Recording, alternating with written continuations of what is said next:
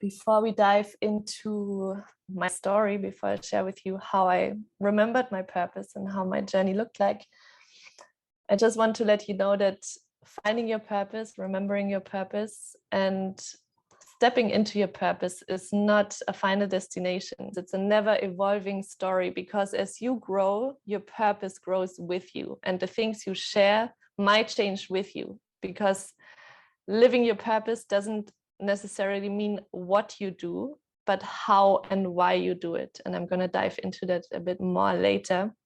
But just that, maybe you are already living your purpose and you're not aware. But the goal is to create a life that is in alignment with your soul, with your gifts, and not to stay stuck in situations and relationships in your job just because you feel safe in it, just because you settled, because you think there's nothing more.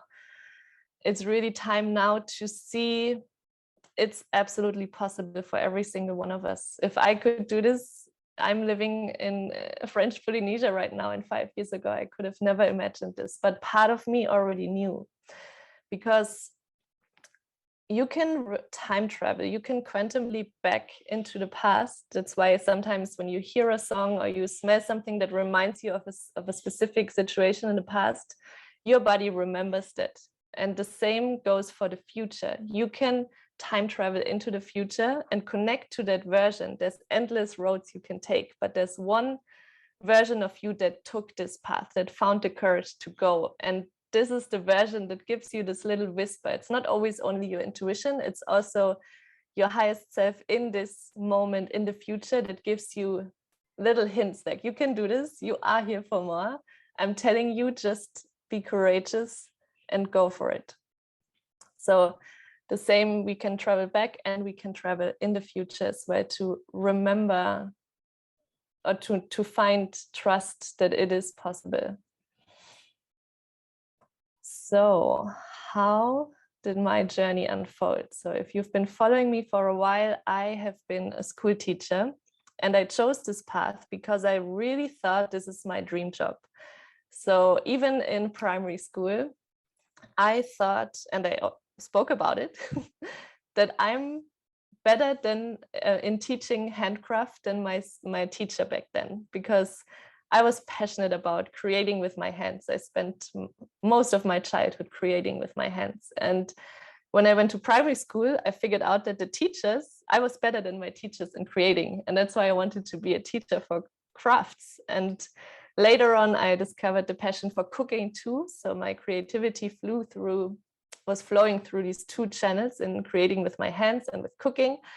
And then I found out there's actually a teacher, I could study to be a teacher for handcraft and cooking. And I never took this job because I wanted the money or because it was safe. Subconsciously, probably yes, because I didn't have a lot of safety in my family and in my life in general. But the main reason was because I really thought this is my dream job.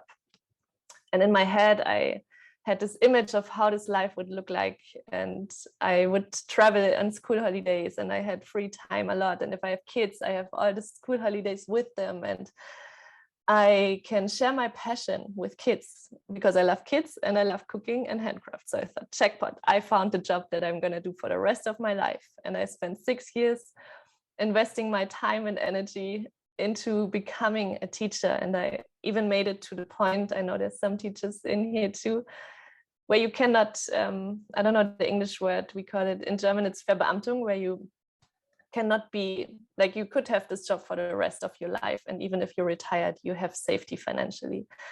And I made it there. And this was like my goal I was really committed to. And the moment I got it, I realized the reason why I did this job, because I wanted to share my creativity. I wanted to allow my creativity to flow through me and flow into the kids. And I had such a big picture of how these kids love creating. And this was my motivation behind it. And if you are a teacher, you know that the everyday life doesn't really look like that.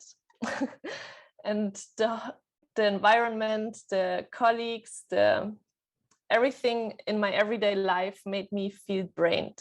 And I came home from school and I thought, what's wrong? I'm teaching my passions. Why am I so fucking drained? I come home and I'm lying on the couch until the evening, and I'm not even able to listen to music because my system was so overwhelmed by the noise, by the responsibility, by all the things next to the school, like the evenings where the parents come and the responsibilities in the schoolhouse, and yeah, all the things made me realize, even though I was traveling during my school holidays, I needed my free time every single second to recharge. And then I found myself in a place where I was really unhappy.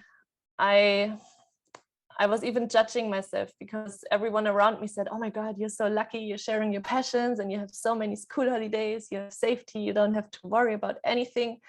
And I thought, yeah, that's in theory, yes, I should be happy. But in my soul, in my heart, I just felt that there was something missing. And this was not the reason why I came here.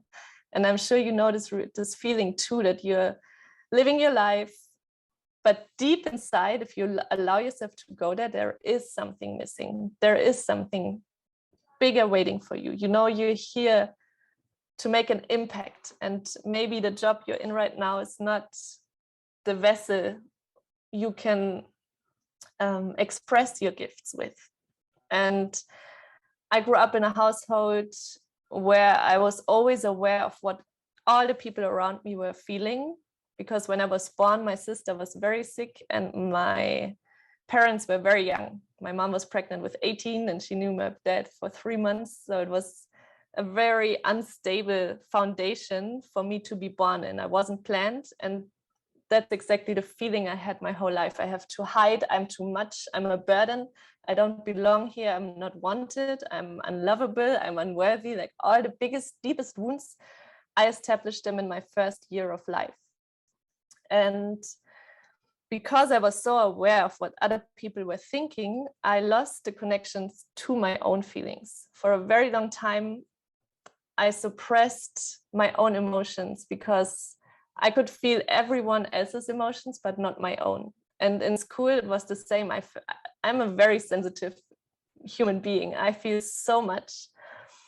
And I always thought this is a weakness because in my job, it was impossible to feel so much because there were so many kids and teachers with so many baggage, and I can feel it without them speaking it. I can feel the emotions. I can feel sometimes even thoughts before they are feeling it. Sometimes I cry. There was a proposal once in New York and I cried before the bride, but the woman cried. I could feel the emotions in my body before these people were feeling it. And this, I could tell you 100 examples. And I always thought, I have to toughen up. This is a weakness. Like, how am I supposed to live like this if I'm so sensitive? And everyone said the same. My surroundings were saying the same. Work has to be hard. Just toughen up. Life is supposed to be hard, basically. That was the message I got mirrored back my whole life. And even if I was saying, oh my God, I'm so drained, I don't know how I'm going to do this for the rest of my life. Even 1 year teaching seems impossible for me because my body was sending me signs that I'm on the right path. And I'm sure you know these signs. They start with a whisper. They start with little whispers like, take a break. This is not why you're here. And you have the choice to listen to it. But in the beginning, most of the time, we don't trust our intuition. We think that's not important. So we push over this limit and we push and we push and we push. And it became so bad that I realized something needs to change. And right after I came out of my final exam of being a teacher, even in the studies, I felt that I was drained. So I applied for a sabbatical. And I thought I'm going to do this for 2 years and my 3rd year's off. And in my head, I convinced myself that I can do it until this point. But my body didn't do it. And I'm going to dive into this in the next page. But what I want to share with you, if you feel stuck and if you know this whisper inside of you is telling you there's more and you should take action, I invite you to listen to that because my journey didn't unfold as beautiful as it might look on Instagram. now I live the life that I was always dreaming about. Like I live on this paradise island in French Polynesia, and I'm going to share with you how I ended up here. But the journey to get here was very painful, and there was a lot of suffering and a lot of dark moments along the way. And I wish someone would have told me that this is normal, like this, there is another way, and someone would have believed in me, and I would have had people around me that were on the same journey. But I was surrounded by people that just accepted that they are unhappy. They accepted that life and work is supposed to be hard, but that's not the truth. And we can choose if we want to accept what everyone else is doing, or if we choose we deserve more and we want more. And now I'm living on this paradise island. I go on my paddle every morning to snorkel with rays and sharks, and I teach women, I coach women, and I connect with women so deeply that it's really fulfilling my soul. And I can use my gifts that I feel so much to help them. And how I discovered that this is what I'm good at, you will find out later too. But I just want you to know your purpose isn't the big thing you like the big mountain and you think I can never go there. Sometimes it's the things that come natural to you, but because you're giving it away so freely, you're not even aware that it's a gift. So how did my journey go on? So I found myself at school almost every day, looking at the clock, the watch. I saw the watch ticking, and the only thing I had in my mind is, when is it finally over? When can I go out in nature? When is the next school holidays? And I spent all my school holidays traveling, but I was not really enjoying the work that I was doing. I was just waiting for the next holiday. And I really think that's not how we should live our lives, because we spend so much time at work that we should be fulfilled, that we should feel excited to share what we love. And like I shared, I got these whispers, and my soul, my intuition, maybe my higher self from the future, maybe the version I'm here right now, was telling me there's something different waiting for you. You are wasting your potential. You're wasting your energy. You're in the wrong environment. You're in the wrong place. You're in the wrong relationship. Everything was actually not in alignment with who I was on a deep, deep soul level. But my mind tried to convince myself, it's fine. I'm good. I have school holidays. I just have another year to go. And then I have my sabbatical, and then I can look if I can survive with what I love doing. And if I feel safe, then I will jump.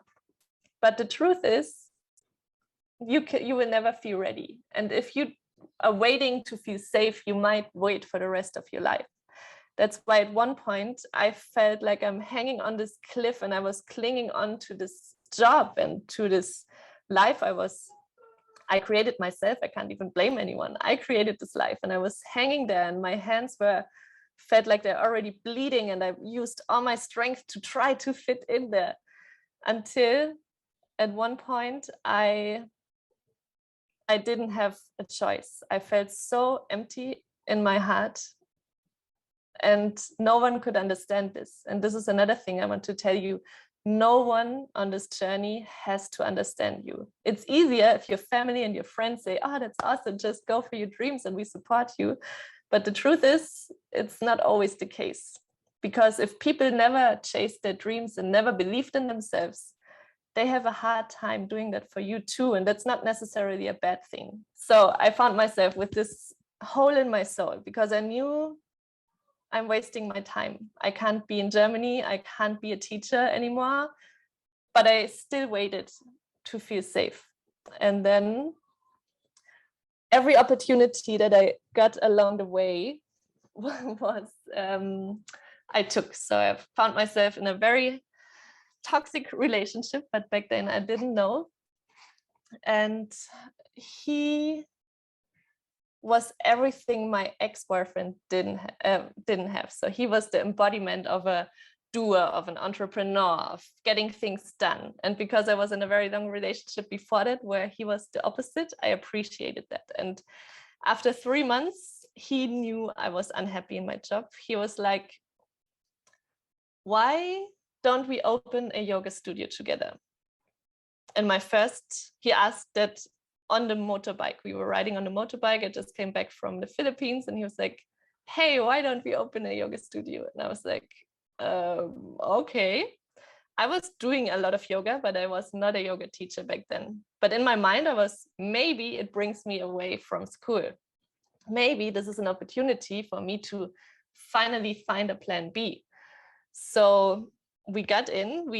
After 1 week, we had a studio. You can see it in the picture. I put my heart and soul into creating this. We did everything on our own, all the furniture, the interior. I really poured my soul into it. My tattoo was the logo. Like, everyone that went into the studio said, wow, this is you in materialized manifestation. And by then I had 1.5 years to go until my sabbatical. And I thought, yes, that's the plan. I'm going to open this yoga studio. It's going to be amazing. And then I'm going to quit and finally be free.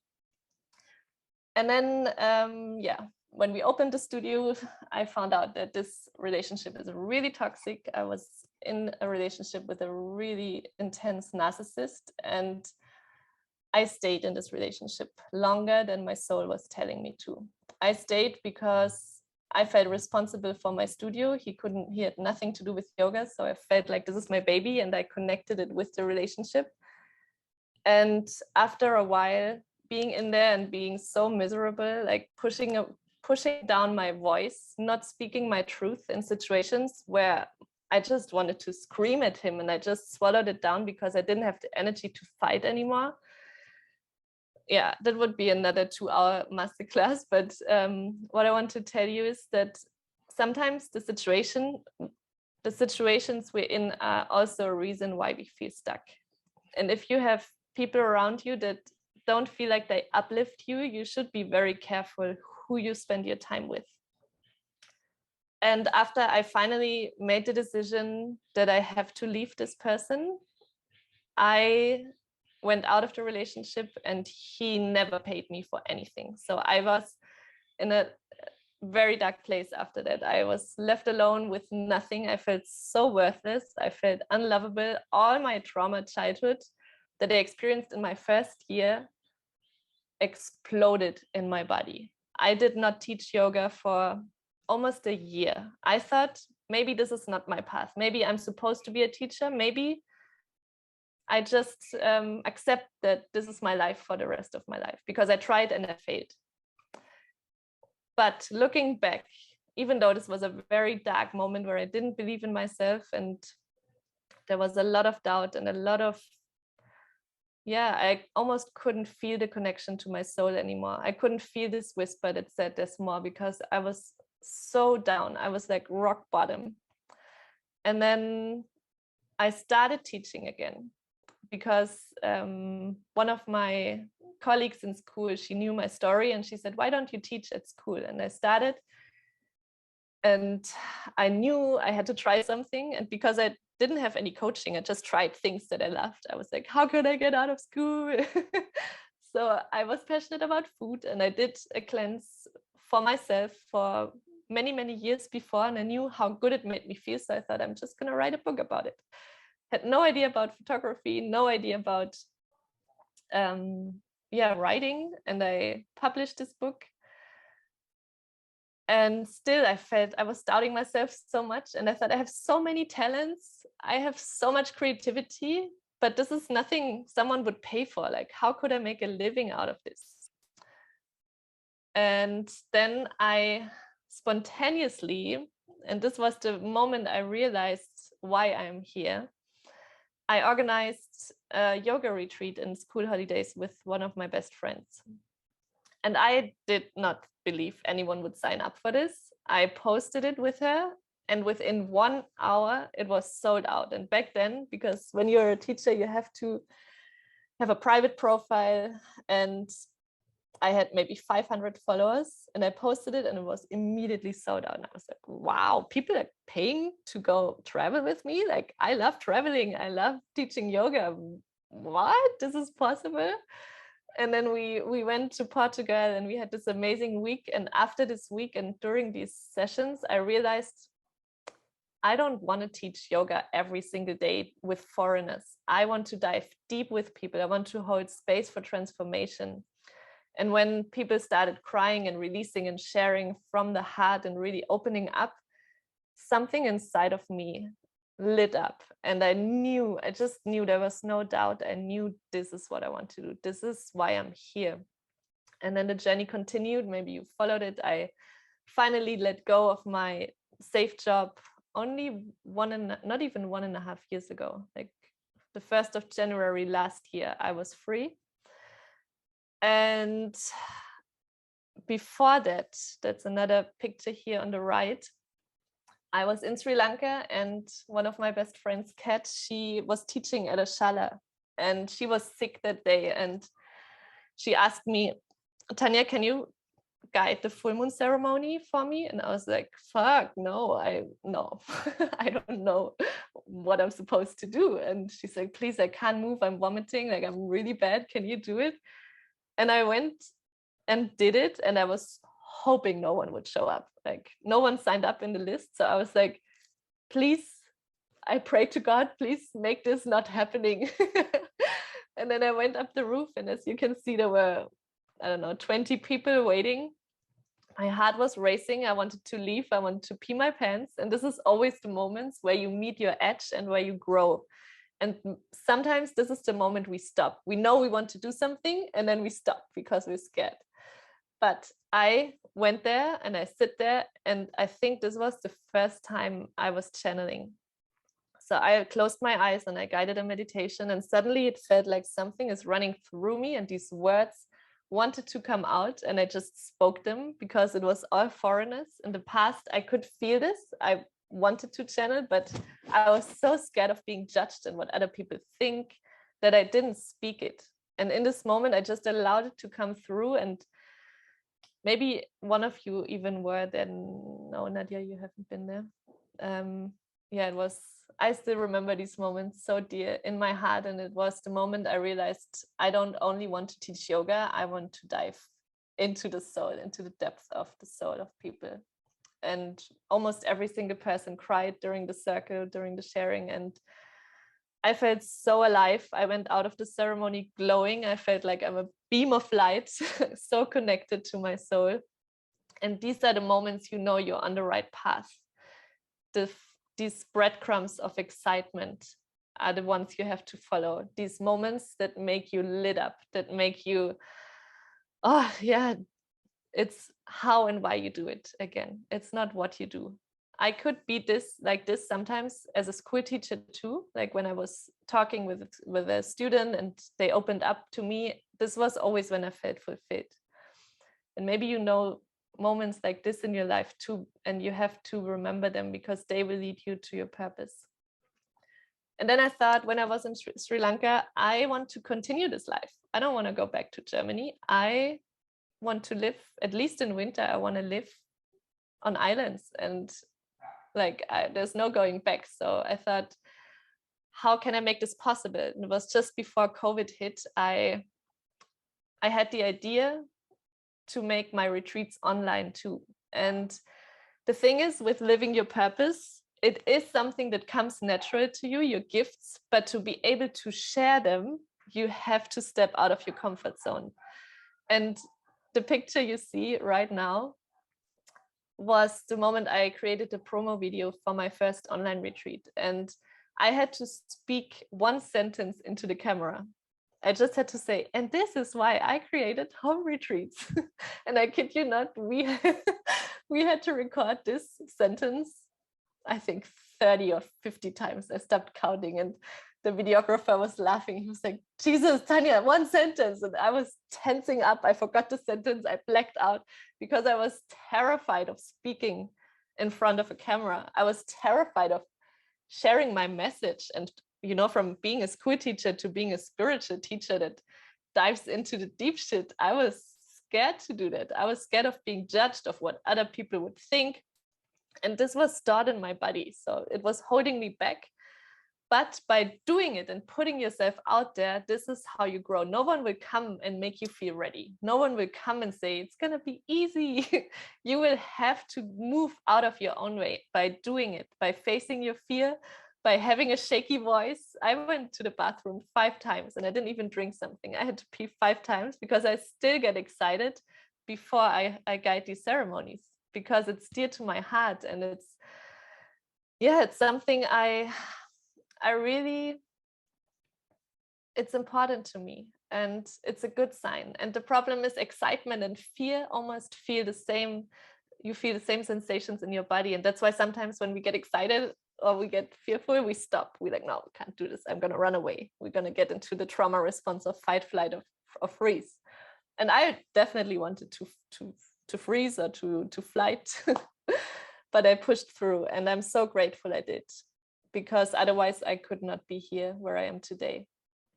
And I remember when COVID hit, I told the owner of my yoga studio, I'm like, I'm not going to teach online. Like, I'm not going to jump on the train. I'm going to wait until COVID is over, because I'm only here to teach in person. I had no idea that this would go for so long, but she kind of forced me to it. She was like, you're going to do it or you're out. So I did it, but every single time I switched on the Zoom account and I saw these black, that's why I'm so passionate seeing your faces. I saw the black, the black, just the name and the black picture. I thought, oh my God, people are going to eat chips and judge me of what I'm sharing right now. It was terrifying for me. This fear of being judged was still so present in my body. And it's one of the things that keep people from living their purpose, because they're afraid of disappointing the family or friends, or are afraid, what would people think if I finally, talk about these things nobody talks about? And I definitely had that too, and it's normal. So if you're there right now, I'm here to remind you it's okay. And then this journey unfolded. I followed these breadcrumbs of excitement, and I'm now really so passionate and in awe to work with women and to help them remember their magic, so they can shine and release these doubts, and to teach the tools that help them, even if there's fear, even if they're doubting, even if they're worried, they find the courage and the power within themselves to finally take the leap, to take the transition, to share their gifts. Because I truly believe every single person on this planet has a gift to share with the world. There's a reason why you're here. Otherwise, you wouldn't be in this human body if there wasn't a thing you could bring to the world. And maybe your fears and doubts are so big that you can't hear it, but you wouldn't be here if you couldn't feel that there's more. And this became really my life mission, to work with women and to support each other.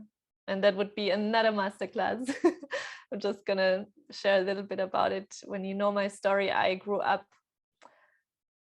outside of Munich, of a city, and I feel in these small places, people love to talk. And because I was, connected to my creativity and in my expression, I felt safe to laugh and to be me and to shine. And then there were many women that were terrified by that were projecting their fears onto me, and they would talk behind my back, and they would have a lot of jealousy and greed. And now I can see that, and I knew it, and know that it has nothing to do with me. But in the past, I was hiding my light for a very long time, just to be accepted and not be too much in front of other women. And it was really on this healing journey when I deconditioned myself of who I truly am, and I remembered my true essence and my light, that I unapologetically allowed to shine, even if people project their fear, even if they say I'm a slut, even though I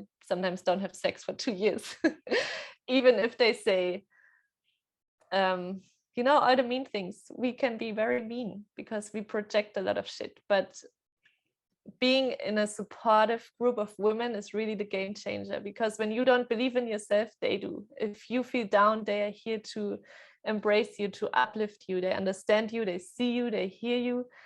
And this became really my life's purpose, to be in the space with women and to that spark that I remembered, I want to pass that on like a candle to every single woman I work with.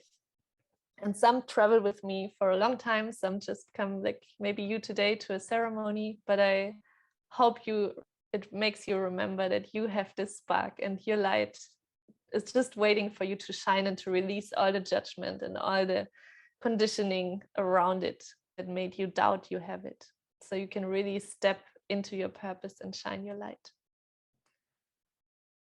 So then if you follow me on Instagram or my newsletter, you know that I took the biggest leap of faith 6 months ago, where I finally followed my soul's calling. And I didn't dive into this until now, but I started having visions, especially in these moments where I convinced myself my life is perfect. I have school holidays. I'm not here to complain.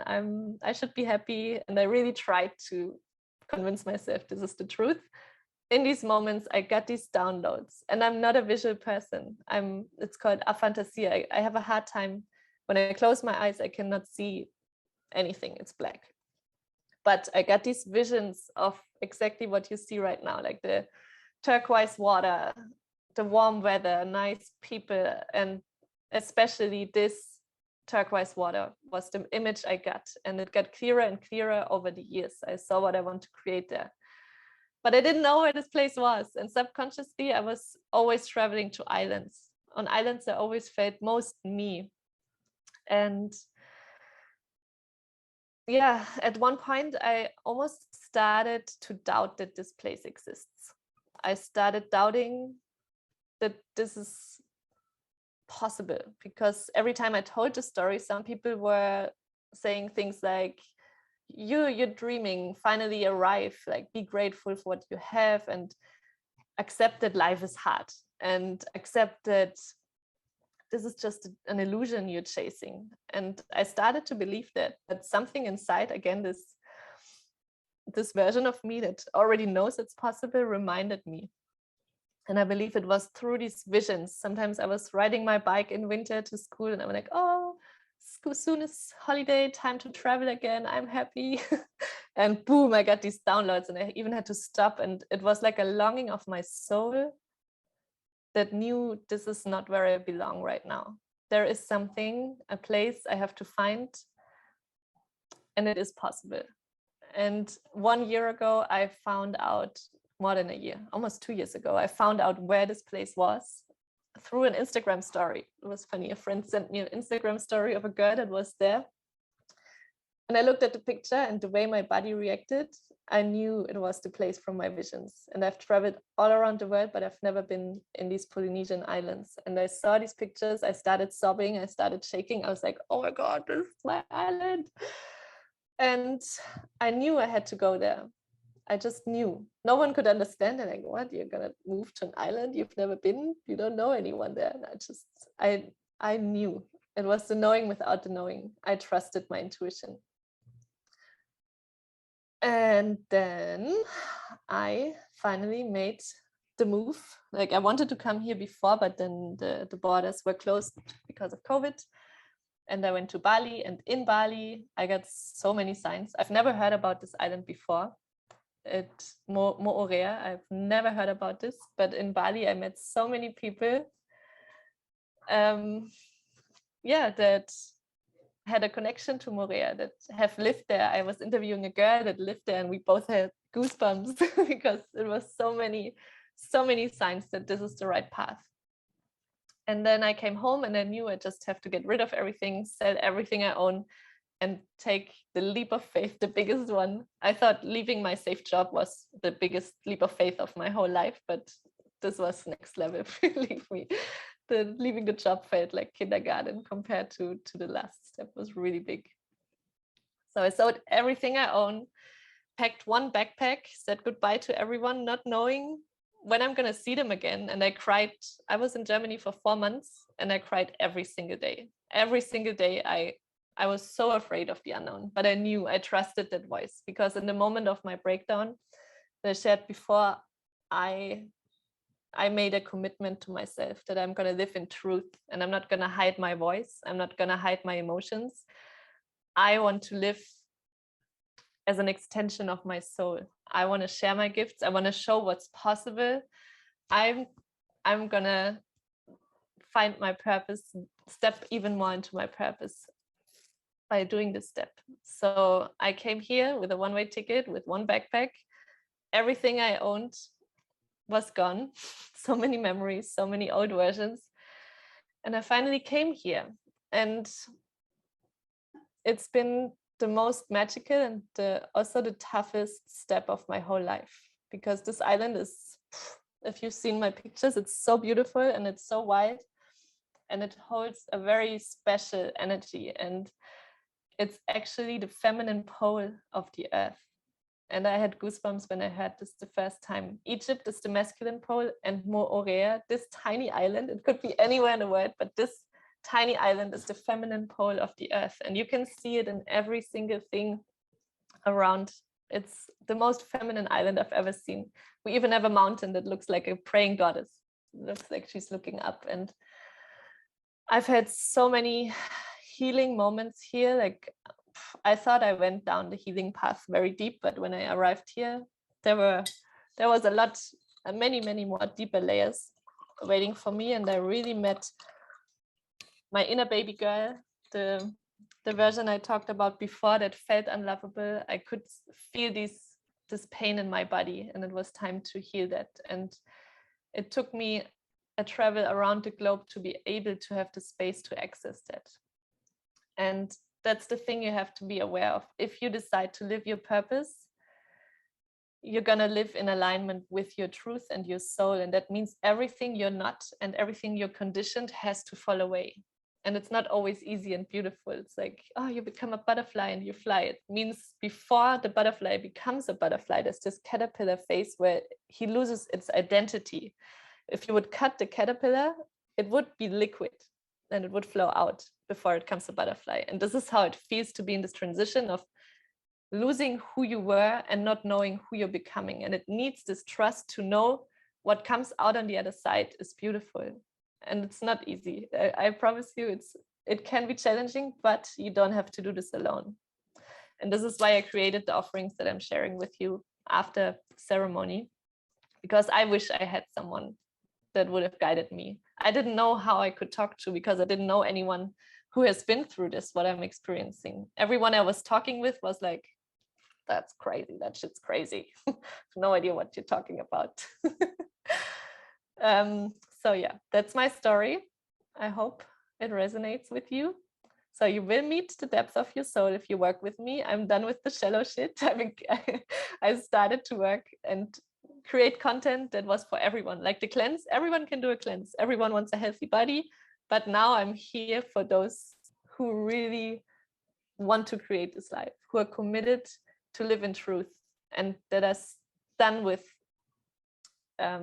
swallowing down their voice and not speaking what's on their heart and being disconnected from their feelings. They want to create a life in alignment with their soul.